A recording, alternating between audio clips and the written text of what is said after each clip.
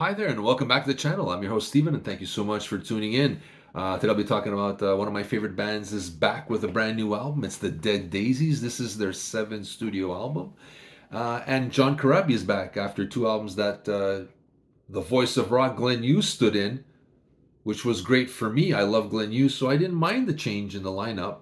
But I think, like everybody else, I think Corabi is the Dead Daisies. And I like his raspy voice with this band. Nothing to take away from Glenn Hughes. I think he's a phenomenal singer, and I love those two albums. But I like Karabi in the band. So, um,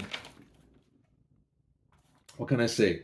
Love this album. Fantastic. AC/DC type opener with Light 'Em Up. Times Are Changing has a great little 60s vibe to it. I Want to Be Your Bitch has an Alice Cooper sound to it. It's again, like I reviewed the single, it's my least favorite single from these guys, but in context of the album, I enjoyed the song a lot more. I'm Gonna Ride, that's my favorite track. My favorite single off the album so far, has a great 80s 90s vibe. It sounds a little bit like The Cult. I can picture something off Sonic Temple off that album.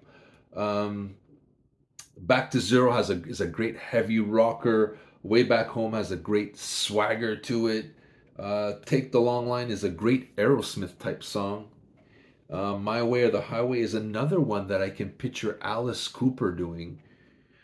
The Love That'll Never Be, a beautiful ballad, and I think it's Take My Soul, which is like a little bit of country tinge in there. This is an updated version of Wanted Dead or Alive. This is life on the road with a country tinge, but this one has balls to it.